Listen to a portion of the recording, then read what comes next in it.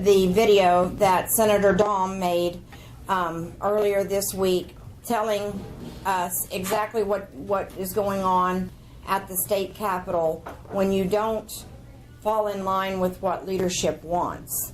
And leadership is very frustrated at this time because they have not been able to get through the bills that they're really pushing. And you know, a point was brought up to me yesterday, and and think about it. This time last year, they were hell bent on raising taxes because we had this huge budget shortfall, right? We have no budget shortfall now. And yet they still want to continue to raise taxes. And so we have to ask ourselves why. What are they wanting to hide? My opinion, and it's my opinion only, is that there is a whole lot of mismanagement of funds that they would like to continue to hide in plain sight by asking for way more than what is even necessary to give teachers and support staff a raise. So we have got a battle on our hands. 10 years ago, we got mad because of taxes. We're going to have to get mad again, and we're going to have to go up there and we're going to have to let them know that this is unacceptable. There's money out there. There's not one of them that's talking, other than our conservative guys. They're not talking about audits. They're not talking about reform. They're not talking about doing the things that are necessary to find the money or to even use the money that's already available for that specific purpose. And so we have to ask ourselves why. Yes, ma'am. About 8 years ago, somebody told me that the bureaus and the agencies all just ask for the same budget every year, and they don't spend the previous budget. And so they have carryover, yes. Carryover. So they're just loaded. There's all this money that could be used for teachers. Well, there's also that money that's at GPS left over. So. That's right. No, that's carryover. But see, they don't. But and I'm just going to say this real quick, and then I'm going to let Nathan talk, and then if we have any questions, we can, or if we want to discuss, we can. The superintendents are telling the teachers that the carryover that they have is for when the legislature doesn't do their job and properly fund them, and they cut their budgeting, and so now they've got to take and use that money to carry them over. This is money that's there to be spent. That's right, millions on top of millions, and yet my complaint is this: you got Deborah Gist out there that's making $280,000 a year before bonuses. Who the hell gets a bonus?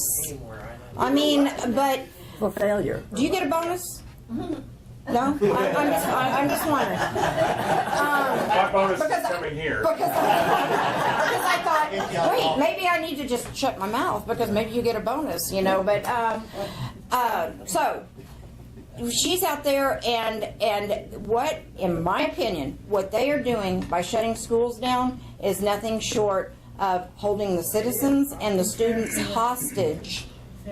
It's a maneuver, and I pray to God that it does not work. I hope it backfires on them. But let's bring Nathan up here. Let's let him talk about what went on, what happened, why his bills were not heard, and where we stand. And has leadership seen the light? Yes, sir. I apologize to everybody. I've got court at 9 o'clock. Okay. On that Broken Arrow Okay. case. So Rhonda's got my number. Most of you should. If you don't, you should have my number. Call me if you ever have a question. We will bring you in to speak, Anytime. Steve. So, all right. Appreciate it. Not a problem. Thank you, Steve. All right, Nathan, come on up and let us know what's going on and how things are. I'm gonna grab a water real quick. All right, you go right ahead. Rhonda, how long would you like me to go for? Well, we've got until at least 9, so you're good. All right. Well, you all know me. I prefer questions and stuff too, so I'll give some background of what took place and then open it up for questions. Last week on Wednesday, well, I can go back even sooner. Last week on Monday, the Senate was pushing a new plan to raise taxes, to get the House on board, the Democrats on board, to do a teacher pay raise. The House immediately rejected that offer and said no. So the Senate came back and said, okay, we have to do something. We have to break the log jam. We have to basically fire a missile over at the House and put this back on their lap because they're trying to lay it on our lap and say that the Senate isn't willing to do the teacher pay raise. The whole conversation right now is about the teacher pay raise. Rhonda's right. Last year, we had to do the highest or the largest tax increase in state history because we had a budget shortfall. We no longer have a budget shortfall. In fact, now we have surpluses. We're going to have money spilling over into the rainy day fund this year. But the conversation is still about raising taxes. Now it's to raise taxes to give teachers and state employees a pay raise. So Senate came up with this previous idea. It failed. The House said it was a non-starter. So the Senate said, okay, we have a House bill.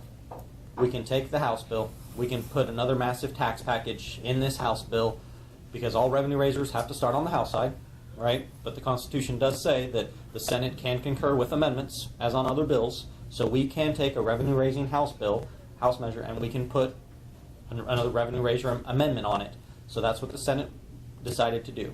So Wednesday we were talking about it, and the conversation was, do we do this alone, just Republicans, or do we need the Senate Democrats on board as well? So we talked about it. They asked who was in favor, who was opposed. Myself and three others, 4 total, said that we were adamantly opposed. It was myself, Senator Silk, Senator Burkeen, and Senator Sykes. Everyone in the Republican Senate caucus knew that we were opposed to it. We stood up in front of everybody, said we were opposed. It was not a secret. We've been consistently opposed to these things. I have voted against every tax increase. It's not new information out there. But it was we told them that we were opposed to it. So they told us that the bill would be brought up because we still had 200 plus bills that needed to be heard by Thursday. So we were going to be working late into the night anyways, hearing bills. So we were going to be there, and somebody asked, well, when are we going to know if we're going to vote on this or not? And they said, well, when we bring the bill up to vote, you'll know that we're voting on it, and you'll know that we have the votes to get it passed. Late Wednesday night, I think it was around 8:30, 9 o'clock, they brought the bill up to be voted on. I could tell by the debate that they didn't actually have the votes because they were trying to pressure people into switching their vote. They were trying to pressure the Democrats, saying, hey, you Democrats voted for this last time in a slightly different form. You need to vote for it again this time. They didn't bring up the vote on the tax increase first. They brought up the vote to pay the teachers first, so that if anybody voted for the teacher pay raise but then didn't vote for the tax increase, they could say, hey, you voted for the teacher pay raise without a way to fund it. This is the way to fund it. You have to vote for this now. So they intentionally did that first. It's strategic. That's the way things operate up there. It's all well-laid plans. Sometimes it's chaotic and, it just happens at a moment's notice, but that was their plan. I voted against the teacher pay raise because I'm not a hypocrite and I'm not going to vote for something that there's no way to fund it. And so I did vote against that bill, and then I voted against the tax increase as well. Now, the 4 of us Republicans voted no. All 8 Democrats voted no for entirely different reasons. But because of that, it only got 34 votes. It needs 36 votes in the Senate to pass as a revenue-raising measure. So the bill failed. Tensions were high. There was almost a fist fight on the Senate floor. Seriously? Between who? A couple of Republican and some Democrats. Republican had gone over and was taking. It would happen. That doesn't surprise me, let's be honest. There was some excitement on the floor. Tensions were very high. I say that to say tensions were very high on the Senate floor. That I don't know if it was that night or when, but the decision was made by Senate leadership to not hear the bills of anybody that voted no on the floor.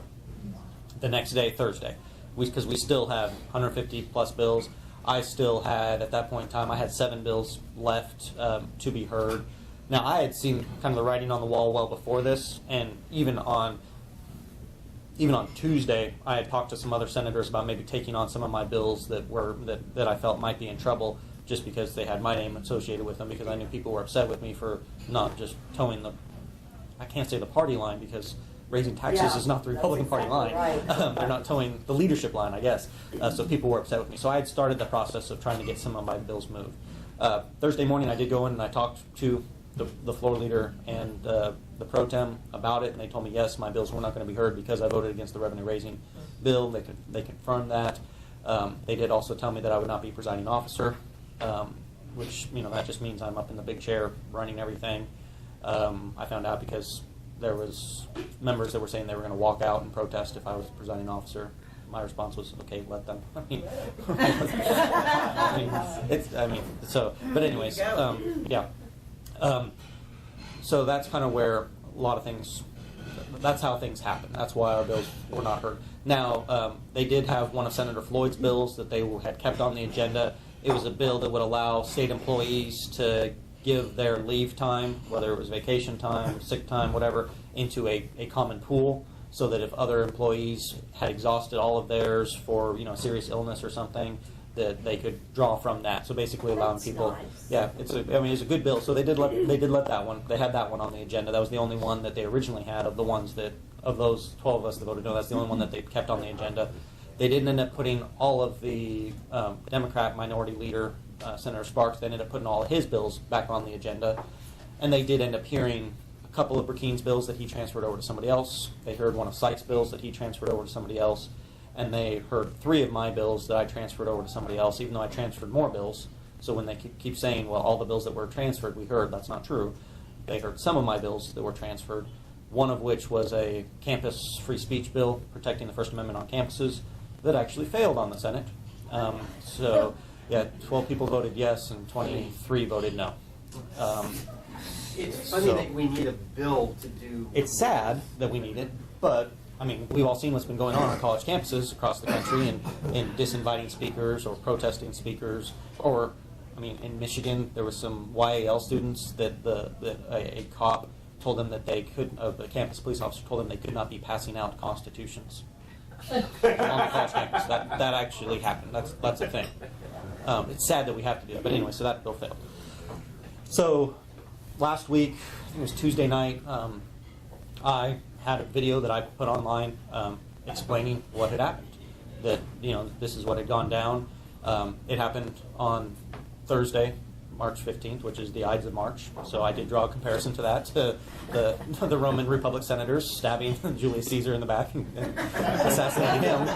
So I drew that correlation, and I know there are some people at the Senate that are upset with me for the video, some people upset with me for drawing that correlation, some people upset at me for talking about swamp creatures that are sucking the life out of the state. So there's people that are upset about those things. But this is what happened. And I've actually been contacted by former state senators and other people that say this is inexcusable. This is not the way the Senate is supposed to operate, and not the way Republicans are supposed to operate. This is a straight out of the Democrat playbook, that you didn't vote for this revenue-raising measure, so you will be punished. That's wrong. You cannot justify that. You cannot say, well, yeah, but the bills were going to fail anyways. Let them fail. Fine. Put it up on the board. Vote on it. Let everybody vote no on the First Amendment bill like they did. Let everybody vote no on my Fourth Amendment protection bill if they want. Let everybody vote no on displaying the Constitution and Declaration of Independence and Bill of Rights in classrooms, which is another bill that I had that wasn't heard. Let them vote no on it. But don't silence my voice and therefore the voice of my constituency, because I was elected to do a job, and if you have the authority as leadership to just yank those bills or to not hear those bills, that's a dictatorial setup. That's not a representative republic, because the representatives of those districts are not, their voice is not being heard. And I'd be saying the same thing if my bills were not involved. If it was just the Democrats, I would be saying this is wrong. They have a voice as well. I disagree with their bills. Not the one that was heard. I voted for it. Senator Floyd's bill on being able to transfer over leave. Just because they're a Democrat doesn't mean they're wrong. Let it be on the policy. Let it be specifically on the policy, and let's have the vote based on that. So that's kind of what happened. I will say I did have conversations again yesterday with some members of leadership yesterday morning. They have indicated that I will probably be put back in the rotation for a presiding officer at some point in time once tempers have gone down. I will say that I've heard, not just from members of leadership, but from other people, that the vast majority of the Senate is very upset at me right now for speaking the truth in my video, exposing what's happening. But as people have told me that, I just look at them and I just say, I don't care. I'm sorry. The truth doesn't care about your feelings. I'm not trying to be flippant with it, but the truth doesn't care about your feelings, okay? I'm sorry that your feelings were hurt, but this is the truth. This is what happened. What you did was wrong. It's as simple as that. I might try to start using that. Troy, yes or yes question? Sounds like Trumpism. You're speaking the truth. Oh, speaking the truth, yeah. Speaking the truth to power. But we in this room know that this has been going on for years. So what are we gonna do? But the average person would. Well, now that it has been exposed, Yeah. there's the question is, yes, where do we go from here? I've told leadership that I've spoke my piece on this. I still feel that they're wrong. That I didn't just react. I didn't just go out there right away and start bashing them. I waited, and then I issued a response that I felt was measured and appropriate. I told them that I reserve the right to respond anytime to any situation. That I have other responses prepared if people continue to do things, not in a threatening way, just letting them know the reality of it. I mean, I've served up there for 6 years. They should know by now that I don't back down. In fact, I believe it was pointed out to them, like, what did you think Nathan Dahm would do in this situation? like, what was your thought process in thinking that this was a good idea to to not hear Nathan Dahm's bills and to yank him from these positions? And like, did you think that this would just be okay, that Nathan Dahm would just roll over? And I'm sorry to talk about myself in the third person, but this was pointed out to them because I mean, you all know me. I'm not just going to roll over. I'm not going to just lay down. I'm going to stand up and fight for what is right, and I'm going to fight against what is wrong. And I didn't pick this fight. I didn't start this fight, but I will respond when things happen. I absolutely will do that. No, I meant about leadership. Leadership should have that power, and we all know this. So to address that, there is a movement taking place. Charles Key is trying to lead the movement. It will be a state question. I forget the name of the organization, but I think it's called Restoring Republican government. Republican government. Yeah, Restoring Republican Government.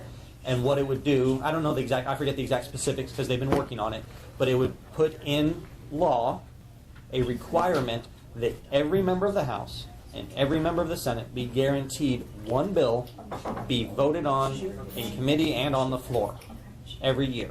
Okay? So you pick your bill and you say, this is my bill. This has to be heard and voted on the floor. And then if it passes, just like if it's a Senate bill and it passes the Senate, then it goes over to the House. It has to be heard in House committee and on the House floor. So that's a movement that would be a state question that we're going to have to vote in. I think that's a great thing. That's a positive thing. I've advocated for Senate rule changes. This would be a change to state law, so it would be a requirement in law. And then if they're violating it, I don't know what penalty they have in place for violating it because I mean they violate other state law and the state constitution. So maybe we need to think about some sort of penalty. But That was my suggestion. But yeah, but that is being worked on, Sherry. So there are some things like that. So that's kind of where we're at right now. We're at a little bit of a stalemate. I know that there's people that still want to go after me, that still want to draw blood. I've said that's fine with me. I don't care if a bill fails. Well, they need to do a fundraiser for your congressional campaign. And actually, Get rid of you. and that's what I've told some people. It's like, hey, I mean, you don't want to deal with me anymore. Send me to D.C. I mean, well, even with educators, I'm not anti-education, and I can address the education thing. But if they realize, I mean, I've heard educators say, I'm not voting for you for Congress. I'm like, okay, so you get to deal with me for 6 more years at the state level. I mean, if I'm in Congress, I'm not going to be as involved in education stuff and dealing with that. Yeah, that's kind of where we're at right now. Is things are kind of at a stalemate. Things are somewhat calming down. I think the focus is going to shift again to April 2nd, the teacher walkout. That's been the kind of the singular focus right now. Is how do we address the situation? How do we deal with that? I say that's the singular focus. That's what always is pointed out to me is that, hey, we need to be focusing on this, not on all these other things. And my response is, okay, why did we run 300 other bills that have nothing to do with that? Are you saying the same thing to all the other senators that are running bills, whether it's for a license plate or, like, not that there's necessarily anything wrong with that. What was Dave Or Rader's bill, the one about Capital gains tax. capital gains, yeah. well, I mean, Isn't that like a new death tax for Oklahoma? it's a terrible bill, but it's a budget related bill, so the argument could be made that he's trying to that could be incorporated. But I'm saying there's so many other bills out there that have nothing to do with solving the budget crisis or the teacher crisis or any of these other crises, that they can't say that I'm not helping or that I'm trying to distract or I'm not focusing on things, because they all have all kinds of other bills like that. Plus, I had bills that would have removed exemptions, carve-outs, handouts, the corporate cronyism that we have that weren't even heard in committee. So I presented several bills that would have helped go towards that. That would not have been raising new taxes. It just would have been eliminating those special interest carve-outs. Right. So the people that have those special deals would actually be paying what all the rest of us are paying in sales tax. So that's better than raising the gas tax on all of us, or cigarette tax, or income tax changes, or any of those other things that would impact all of us. It's preferable to do those things. So, Is Tom? anybody, I'm really struggling with the reasoning and the fact that this is so far off of the party platform, and it just, I mean, we're just lucky that the Democrats here are too dumb. If they supported the tax increase, it would go through. The Republicans would get the blame, and then they get the, the benefit of being able to spend all that money. And so luckily, it's like both parties seem dumb. But anyway, what are the Republicans thinking in terms of, electoral support and gaining or losing seats? I mean, they just don't seem to worry about that at all. No, that is. I mean, they are trying to make political calculations. I just think their political calculations are wrong. They think that by passing the teacher pay raise, that all of a sudden that the educrats will all of a sudden support us. It's never happened. We've passed other huge funding measures for them and given them more funding and everything.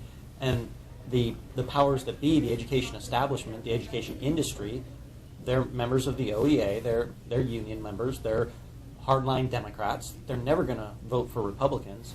And unfortunately, most of the teachers and educators just get talking points from them, and so they just fall in line. And I mean, I've had good conversations with educators where when I actually have the time to talk with them, or they actually come to visit and actually ask for input, where I can point out different things and get them educated on it. But for the most part, they're just kind of following along those talking points that they receive. And the leaders of the education establishment are not going to support us, even if we do a $10,000 teacher pay raise. They're still going to do everything they can to work against us. They've done everything they can in the past. I was the poster child for, last election cycle for my re-election campaign, they had that cheat sheet of how to vote, and they had an apple next to you if they liked you. They had a skull and crossbones next to you if they disliked you. Except for me, I had my own special category. They put on the sheet, this is what they put, literally anybody but Dahm. They threw everything at me, and I won my re-election campaign with the largest re-election margin of anybody in the state Senate up for re-election. So I don't know what they're thinking. I don't know why they're thinking this, how they think this is going to be a victory. From what I can see in my time up there is, and you all know this, party principle isn't the main reason that a lot of people run for office. It's the desire for power, the allure of power. And so once they gain the power, it's all about maintaining the power, staying in power, keeping the power. And so the Democrats want to work against the Republicans because they want to gain back the power. And the people in leadership and the Republicans, they want to maintain the power because they have it now finally. So it's all about just power. Well, there is a wave, and we're working on putting together some stuff in opposition to the tax increases and everything that are coming down. One point that was brought up is, if you will notice in a lot of the things that are being recommended, this is all money that would go into appropriations. When money is given through appropriations, that means that money then is handed to the districts and the superintendent to be able to distribute. So once again, we would be in the same thing. What we need to be looking at is direct funding. Is where we can say that it is specified for that, like the Commissioner's Land Office, like GPT, like a number of the different things that are up right now to be able to fund this, that perhaps we can do this without raising taxes on Oklahomans. And that needs to be our goal. There's not one of us in here, I don't believe, that doesn't think that teachers and support staff and all that need a raise, that they deserve a raise. Nobody, look, you couldn't pay me enough to go and teach. I mean, if I can't hit them, then forget it. So, my thing is we've got to start looking for other ways, and we are going to have to be motivated. If we don't stop it, they're going to roll right over us.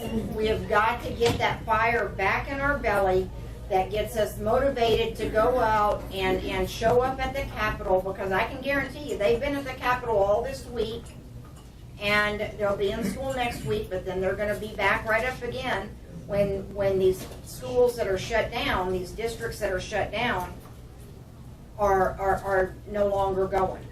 And so if we don't show that there's opposition to tax increases, they're gonna then don't complain when you have less money to spend, because they're coming after your money. Don't they know there's opposition? We've already said this. I know that, I know, but it's like I said, this is an abusive relationship. We say no, they keep pushing. You know, we say no, they keep pushing. We said no on the ballot. We've said no to them. We have, thank goodness, a handful of solid conservative Republicans that are willing to stand up and say no. And thank God the Democrats are on board with them for the totally different reason, but they're on board with them, and we've been able to stop this. But they're coming. They're going to keep coming, and so I would. The battle will always be there. It will, but we have to show up. Yeah, we got to show up. We have to show up. They're paid to show up. That gives them an advantage. Yes. And the state capitol is an echo chamber. I mean, it's its own little bizarro world. I mean, it really is. They're hearing the same thing from the same people all the time, but what they're hearing from is the tax consumer, the people that consume taxes, that use taxes, whatever it might be. And I agree with Rhonda. I think that the teachers deserve a pay increase, a pay raise. I think that there's ways that we can address that without raising taxes, and I proposed those solutions to that so that we could give teachers a pay raise. And when I tell them that and point that out to them, they're like, oh, we haven't heard about that. We didn't know, because, again, they're just getting their talking points. If we want to talk about the teacher shortage, for instance, I mean, I do believe that teachers deserve a pay raise, but it's not really associated right now with the teacher shortage, because if you look at the shortage, we really only have a shortage in two areas, STEM and early childhood education. The reason that we have a shortage in STEM is because it's hard to find qualified people that have that higher level of understanding with math or engineering or whatever it is that will be willing to get paid so little when they could go into the private sector and get paid so much more. So if we want to actually address teacher shortage, we should probably put more money to paying more for STEM teachers, because that's necessary if we want to address the teacher shortage. If it's just about a teacher pay raise, okay, we can have that conversation. But a lot of it is getting muddied and intermixed and saying that, well, I'm even getting emails right now that's saying that this is for the children. Well, no, it's not. It's not going to the children. It's going to the teachers. And yes, that would be great to keep teachers here, and in a way that kind of is for the children. But this isn't really about what's for the children. But we just have this echo chamber right now. And all we're hearing right now is the teacher's going to strike. The teacher's going to walk out. And you know what's interesting? I actually was in the Senate lounge the other day, and we have a scrapbook of newspaper clippings from the past. We've been down this path multiple times. I mean, back in the 80s, back in the 90s. Pretty much every decade, we have this threat of a teacher walkout, of a teacher strike, of they're not paid enough. And I mean, I was looking at one article from I think it was 85 or something, mid 80s, and the Democrat leader said if the teachers walk out, that is basically extortion, and we will not support them. We will not stand by. And this is the Democrats that are supposed to be, have the educators' backs and everything. So we've seen these things time and time again. The problem is the Capitol is very reactionary. They think short term, not long term. It's all about the elections. They're trying to, we have to appease everybody because, we're going to have the primary elections come up here soon. Some people might lose their seats. I think some people up there deserve to lose their seats because they have violated the party platform. They violated their word of what they said they would do when they got elected. They have violated the Constitution. I think there's some people that need to go. And so, if that's the sacrifice that I'm willing to make that sacrifice myself. I am willing to lose my seat for making the right vote. That's what we need, is more people that are willing to do that, but that's not what we have. Just so you know, I'm a retired teacher, and I've been through these strikes, and teachers aren't sitting around in the teachers' lounge asking, what do you think? Think we ought to go on strike? They wait until the union says time to go on strike, Yeah. union leaders. I Mhm. mean, not the delegates, not the building delegates, but the hired people, the hired help who are going to be calling the shots.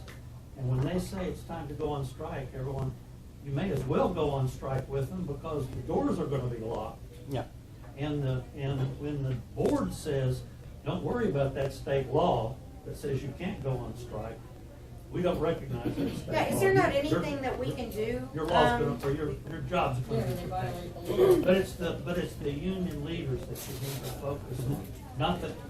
Not that I didn't want more money when I was teaching, but it's the union leaders that are running the show. And this isn't just an Oklahoma thing. We saw the same thing in West Virginia. There's a national push for this. This is what they're trying to do. They did the same thing up in Wisconsin, right? When Scott Walker was up there and he was trying to make reforms. I mean, they bust people in from other states, union members and stuff.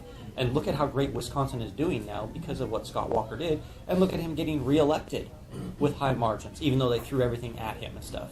And so I just don't understand the thinking at the state capitol that somehow this is going to work out well for Republicans if we cave and give in to the demands. Now, again, I still think we need to do a teacher pay raise, but not by raising taxes. That's right. There's other ways we can do it without raising That's right. taxes. There's And- plenty of money Yeah, there. there's plenty of. I mean, we have $2 billion to go out in tax credits, rebates, incentives, all those different things every year. $2 billion. I mean, we could easily take $250 million of that and use that and apply that to a $5,000 teacher pay raise. Which, by the way, a $5,000 teacher pay raise is a 12.7% pay raise. The $10,000 pay raise that the OEA is demanding is a 25% pay raise. Not 25 cents an hour like some people get as a pay raise, or whatever. It's a 25% pay raise. And if you look at the numbers, the regional averages and stuff, if we went up $3,000, we would be second in the region. Second in the region for $3,000. Right behind Texas. So $5,000 will be a big boost. And I mean, there's things that we can do with that. And so there's a lot of things I can address with that. Yes, sir. Since $2 billion, we call this a fake crisis. Yeah, who was it? Was it Rahm Emanuel that said never let a good crisis go to waste? Yeah. Right. Yes. I mean, that's what's going on here is that, yeah, there's a crisis. So last year the crisis was we had a budget shortfall. This year the crisis is teacher pay. There's Right. always going to be a crisis. And when you're always in crisis mode, you can't operate at optimal efficiency. And that's what happened last week is we had to do something. We have to come up with a solution before April 2nd. So we're going to put this up on the board, even though we don't have the votes. We're going to try and strong-arm people into voting for this, even though we don't have the votes. If they don't play ball with us, we're going to yank their bills. It was all just reactionary. It was crisis mode, and people were making bad decisions, making wrong decisions. I was going to say, but to his point, everything is a manufactured crisis. We wouldn't be in this except for Mary Fallon's veto in the summertime. We didn't have a crisis before. We don't have a crisis now. It's never really a crisis. Well, and part of my frustration, and I've said a few of these things to members of leadership, I'm trying not to say I told you so to them, but, I mean, for instance, when we had the big fight, I think it was my first or my second year up there, it was really early on, with the gross production tax. It was, the gross production tax is at 7%. It was, they put an incentive in, I think the Democrats actually put an incentive in to keep it at 1% for the first 3 or 4 years. You only had to pay 1% gross production. That was set to sunset and expire a year later. So they were trying to get ahead of it and do a new deal before it just expired. Okay? So oil and gas were heavily involved with it, and there was a lot of, a lot of conversations. There was a lot of, I don't want to say backroom deals, but there was just a lot of negotiations going on, right, between the House, the Senate, Governor, everybody. Where are we going to end at? Is it going to be, keep it at 1%, but extend it to a shorten the period, maybe just do it for a year or two? Are we going to go up to 2% and keep it do it for 4 years or 3 years or what time period? Ended up being 2 years and 36 months, okay? But Senator Mazie kind of led the charge on this, but myself, I supported him in this and others. We wanted a sunset provision on it, okay? Because it's a tax credit, it's an incentive, so let's put a sunset on it 4 years down the line so that we can revisit it. And then we can decide, okay, this is working great. Let's keep it. We like low taxes. Let's keep it at 2%.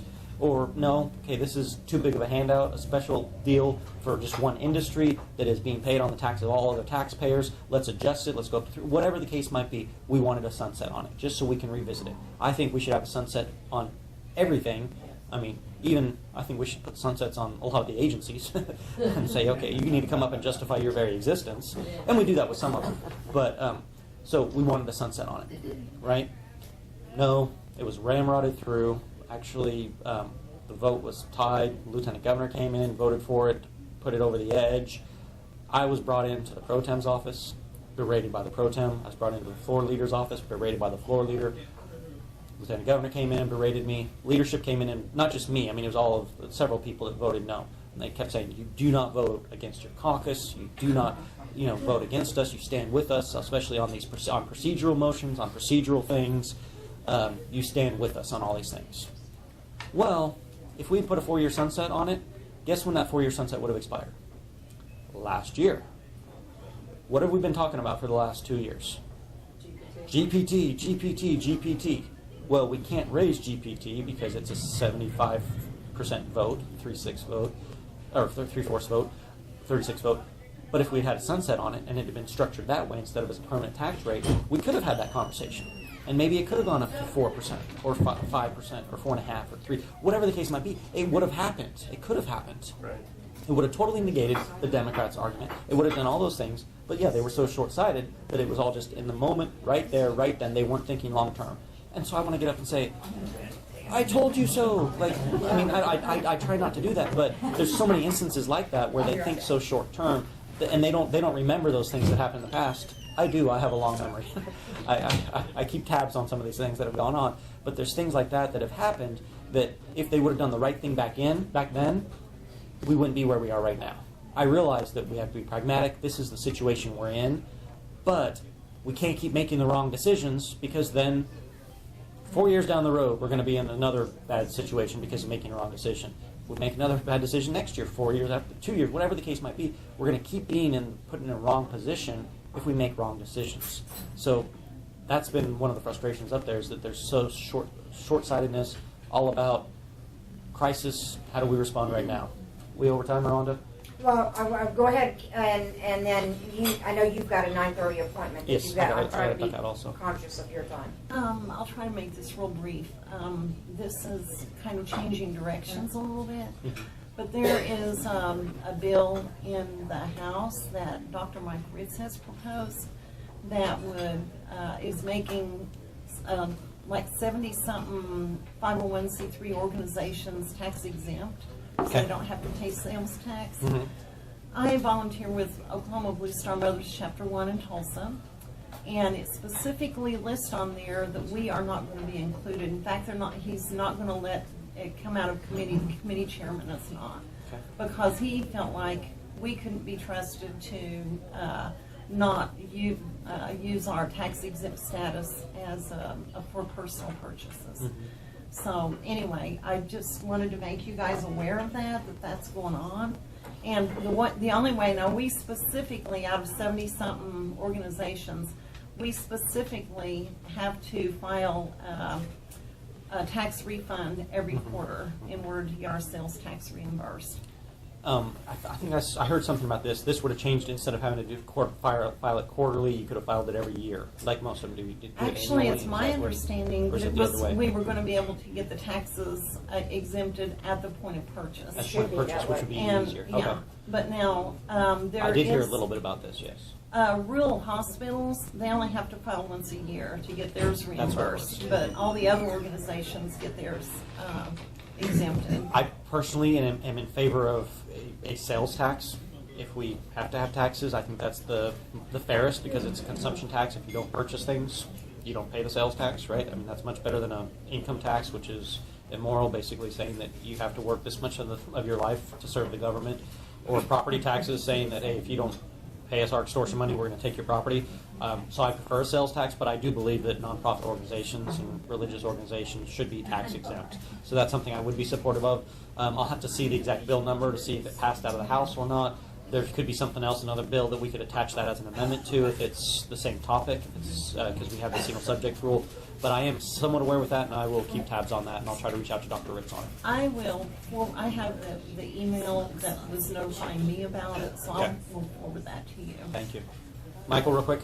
When is your fundraiser? Is it Tuesday or Wednesday? Tuesday. I know I saw, but I was informed about that there was a mistake on that. Tuesday night, March 27th, over in the Rose District, right above Main Street Tavern and Main Street Loft. Tuesday night, 6:30, 9:30, come and go reception. So you all are invited.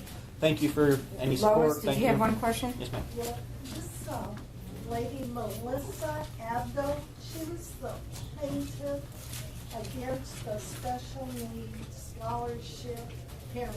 Lindsay, Nicole. Lindsay Nicole Henry. Yeah, so anyways, this is the lady who's out there attacking Nathan and many others on social media. This lady is a plaintiff. So she turned around and against parents of special needs that they be denied this scholarship. So anyways, I went through the Oklahoma Supreme Court and the parents together. So this lady is the one you had speak at the Republican Men's Club. That was her. Right. And I'm going to tell you something. If you're on Facebook or on any type of social media and you see the things that, it's a shame, the things that are being said about our legislators, the things that are being said about individuals, that if you don't think like them, I am now a low information voter. I don't know what I'm talking about. I need to, not just vote party line and, I'm anti-education because I was yes, homeschooled. he's anti-education. I was only homeschooled because I was living overseas. I mean, I went to public school when I lived here, but they likely forget that part. Yeah, but the thing is, if you're on social media and you see this, you see how ugly things have gotten, and so I would encourage you not to engage. Number one, because they're spewing talking points is all they're doing, and they don't really know what they're talking about. We need to be angry with the superintendents, with our state superintendent, and with our school boards. And let me just say this: I have looked into it. School boards can be recalled, and it doesn't take a lot. So when this blows up, we need to be prepared to even consider doing recalls on some of these school boards that have voted unanimously to shut down the school districts, holding parents and students hostage to what they want. And the last thing I want to say is, why on earth would we trust legislators that are willing to raise our taxes before they call for audits and reforms? There's no reason that these guys that are supposed to, and women that are supposed to be representing us, should be voting on these tax increases on Oklahomans without first demanding the audits and the reforms that are necessary. Remember, guys, our state constitution says that you have Okay. the right to the Thank you, Nathan. enjoyment of the game.